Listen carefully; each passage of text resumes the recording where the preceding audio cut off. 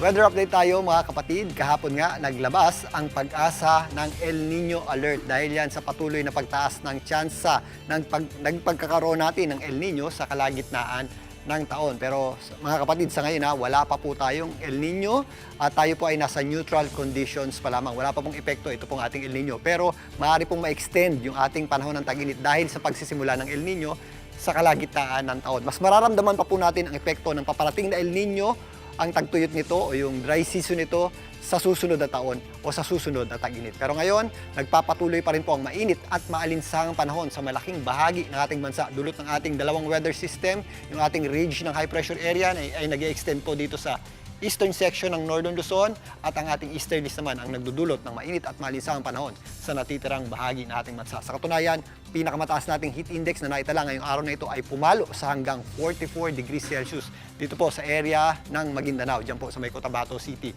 At bukas naman yung ating aasahang pinakamataas na heat index ay muli dito po sa area ng Mindanao, sa Maguindanao, Cotabato City, nasa 42 degrees Celsius po yan. Sa Cagayan naman, sa may Apari, nasa 42 degrees Celsius din yung ating inaasahang heat index. Yan po yung ating mga areas na nasa danger level. Nasa extreme caution naman yung ating heat index sa areas po dito sa area ng Ilocos Norte, Lawag City, dyan po sa Pangasinan, Cagayan, Baler, Iloilo, kasama na po dyan ang Dumangas, maging dito po sa Negros Occidental, kasama na po dyan ang Surigao del Sur. Dito naman sa Metro Manila, magpapatuloy din po ang mainit at malinsangang panahon sa tanghali at pagsapit ng hapon. Nagiging maulap po yung ating panahon. Again, paghandaan po natin ang medyo may kataasang heat index din na pumapalo sa hanggang 37 to 39 degrees Celsius. Kaya wag pa rin po natin kalimutan ang pag-inom ng tubig at ang pag-iwas sa direktang init ng araw, lalong-lalo na sa tanghali. At yan muna ang latest sa ating lagay ng panahon.